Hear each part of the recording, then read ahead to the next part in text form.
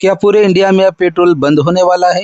अस्सलाम वालेकुम मेरे प्यारे भाई और बहनों। आज के व्लॉग की शुरुआत होती है जुमा के बाबरकत दिन से और एक पेशेंट को देखने से। पेशेंट को देखने के बाद इलाज के कुछ नुकशात लिखता हूँ। इसी भी जुमा का वक्त होता है तो घर से ही वजू बनाकर निकल जाता हूँ जुमा की नमाज अदा करने के लिए, क्योंकि घर से वजू बनाकर निकलने पर हर कदम पर नेकी मिलेगी। मस्जिद में आकर जुमा का बयान सुनता हूँ और ये इरादा करता हूँ कि जो कुछ बयान में सुना गया उस पर इंशाल्लाह अमल करूंगा। नमाज के बाद घर पर आकर पेशेंट के इलाज का सामान तैयार करता हूँ। इसी बीच असर का वक्त होता है तो असर की नमाज के लिए आता हूँ। असर के बाद सभी लोग यहाँ पर दरूद शरीफ पढ़ते हैं, क्योंकि हदीस पाक में इसकी बड़ी फजीलत आई है कि जो शख्स असर की नमाज के बाद 80 दफ़ा ये दरूद शरीफ पढ़े, अल्लाहुम्मा सल्ली अला मुहम्मदिन नबील उम्मी व अला आलिहि वसल्लम तस्लीमा, तो उसके 80 साल के गुनाह माफ़ किए जाएंगे और 80 साल की नफिल इबादत का सवाब मिलेगा।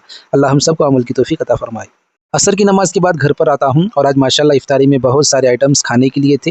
अल्लाह रब्बुल इज़्ज़त से दुआ है कि हर एक मुसलमान को इसी तरह से इफ्तारी नसीब करे और हम सब के रोज़े अल्लाह कबूल करे।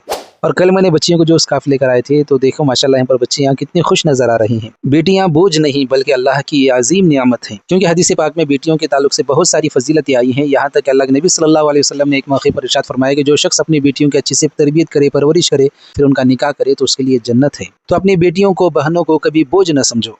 फिर मगरिब के बाद मैं अपने दोस्त के साथ बाजार में आता हूँ और यहाँ आने के बाद हम यहाँ पर पाइनएप्पल जूस पीते हैं। फिर मैं निकल जाता हूँ पेट्रोल डालने के लिए, क्योंकि अफवाहें तो यही आ रही है कि पेट्रोल बंद होने वाला है। आज तो उतनी भीड़ नहीं थी, लेकिन मैंने सुना है कि 2 दिन से यहाँ पर बहुत ज़्यादा भीड़ थी। और यहाँ पर पेट्रोल पंप वाले भाई साहब ने भी कहा कि बाहर से जो पेट्रोल आता था अभी फ़िलहाल के लिए तो बंद है, लेकिन बाद में कभी कुछ बोल नहीं सकते। इसलिए ज़िंदगी में पहली बार मैं टाकी फुल करा लेता हूँ।